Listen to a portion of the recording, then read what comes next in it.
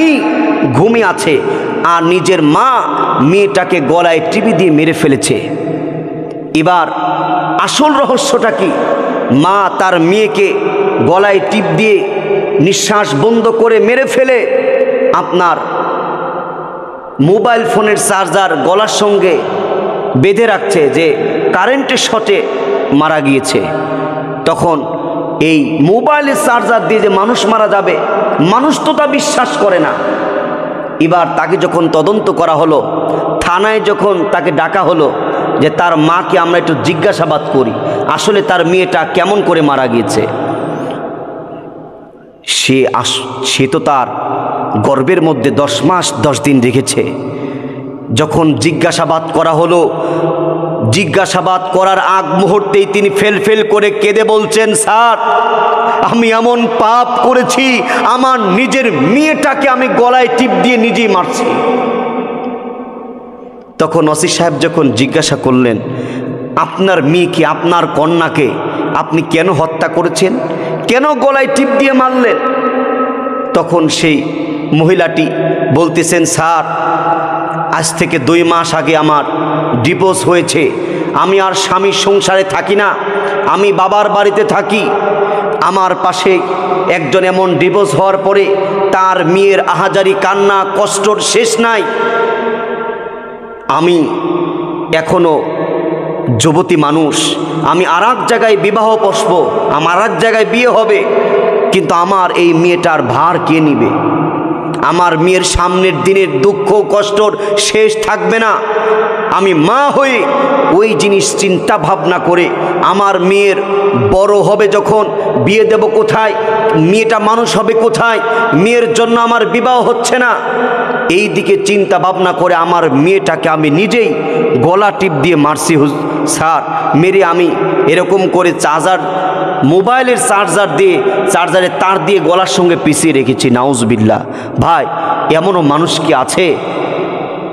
আমরা প্রত্যেকে জানি পৃথিবীর মধ্যে সবচেয়ে স্বার্থবিহীন ভালোবাসে মা।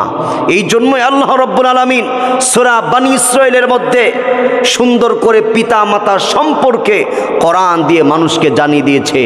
আল্লাহ পিতা মাতাকে জন্য দোয়া করা শিখিয়েছেন, কারণ পিতা মাতাই হচ্ছে এই পৃথিবীতে আমি আপনি যারা আছি, আমার স্ত্রী, আমার সন্তান, আমার দেশের মানুষ, আমার বন্ধু, আমার চাকরির সাথী, আমার বেড়ানোর সাথী, সমস্ত মানুষের চেয়েতে আমার আপনজন হচ্ছে আমার মা। আমার জন্য যিনি সবচাইতে বেশি কষ্ট করছেন তিনি হচ্ছে আমার মা। এই জন্য আল্লাহ তাআলা বলেছেন, ওয়াকাদা রাব্বুকা আল্লা তা'বুদু ইল্লা ইয়্যাহু ওয়া বিল ওয়ালিদাইনি ইহসানা ইম্মা ইয়াবলুগান্না ইনদাকাল কিবারা আহাদুহুমা আও কিলাহুমা ফালা তাকুল লাহুমা উফফিন ওয়ালা তানহারহুমা ওয়া কুল লাহুমা কাওলান কারীমা। এই জন্য আল্লাহ তাআলা বলেছেন, ওয়াকাদা রাব্বুকা, তোমার রবের আদেশ মানো, আল্লাহ তা'বুদু, আল্লাহর ইবাদত করো, ওয়া বিল ওয়ালিদাইনি ইহসানা, দুনিয়াতে গোলাম আমি আল্লাহর ইবাদতের পরে যেহেতু দুনিয়াতে সবচেয়ে তোমার কাছে দাম তোমার মায়ের, তোমার মার সম্মান করো, তোমার মাকে তুমি ভালোবাসো, তোমার মাকে তুমি ভালোবাসো। একজন সাহাবী আল্লাহর নবীর কাছে বললেন, ইয়া রাসূলুল্লাহ, ইয়া হাবিবাল্লাহ, আল্লাহর পয়গম্বর, সবচেয়ে বেশি ভালোবাসবো কাকে? নবীজি বললেন, তোমার মাকে। তারপরে কাকে? বলে তোমার মাকে।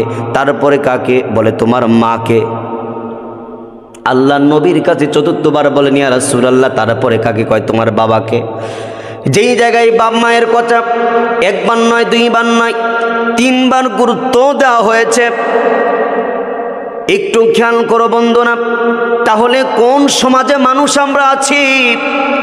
মার ভালোবাসার জন্য আল্লাহ নবীজি 3 বার ভালোবাসার কথা মাকে বললেন।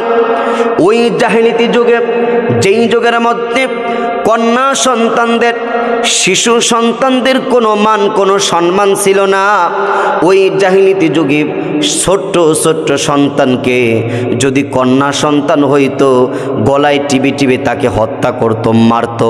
যেমন একটি ঘটনা আমরা জানি, আল্লাহ নবীর সাহাবী তখন সাহাবী হয় নাই, দাহিয়া কালবি নামে একজন সাহাবী নিজের কন্যা সন্তানকে গলায় টিপে টিপে মারছে, কারণ নারীদের কোনো সম্মান ছিল না। ওই সমাজে নারীদেরকে হত্যা করা হতো, ওই সমাজে নারীদেরকে বিক্রি করা হতো। কিন্তু সেই জাহিলি যুগের মতো আজকে সমাজের মতো কিছু মা আছে, নিজের ভালো থাকার কারণে, নিজে ভালো থাকার জন্য তার কন্যা সন্তানকে হত্যা করেছে। এটা কত বড় পাপ করেছে, কত বড় পাপ করেছে। এই পাপের মুসল হয় না। আমার আল্লাহ রব্বুল আলামিন জানেন এই মার মনে কত পাথর, এই মায়ের মনে কত এরকম করে পাথরের মতন শক্ত, নিজের কন্যা সন্তানকে হত্যা করছে। এই জন্য বলি এর মূল উৎস হয়েছে তালাকের জন্য। এই জন্য তালাকটা হচ্ছে ইসলামের মধ্যে। আল্লাহর কাছে এই দুনিয়াতে দুইটা জিনিস জায়েজ আছে, কিন্তু এই দুইটা জিনিস আল্লাহর কাছে ঘৃণিত, আল্লাহ তাআলা পছন্দ করেন নাই। তার এক নম্বর হচ্ছে তালাক দেওয়া। যদি তালাকপ্রাপ্ত নারী হয়, এই তালাকপ্রাপ্ত নারী হওয়ার কারণেই আর এক জায়গায় বিয়ে বসবে নিজের সুবিধার জন্য, কিন্তু এই মেয়েটাকে একবারে হত্যা করতে হবে। সম্মানিত ভাইরা আমার, দ্বিতীয় নম্বরে যারা ভিক্ষা করে, সামর্থ্য আছে, ইচ্ছা করে যারা ভিক্ষা করতে যায়, তাদের এরকম করে আপনার ওই ভিক্ষুকদের আল্লাহ তাআলা পছন্দ করেন না, যদিও ইসলামের মধ্যে জায়েজ আছে। আসুন আমরা সমাজকে সৌন্দর্য করার জন্য, যাতে সমাজের মধ্যে তালাক না হয়, আর নিষ্ঠুর মানুষ হওয়া যাবে না। নিজের সন্তানকে হত্যা করা ইচ্ছেতে পাপ, আর কি বলতে পারি আমরা। সমাজ একবারে দিন দিন করে জাহিলিয়াতি যুগের দিকে রওনা দিচ্ছে।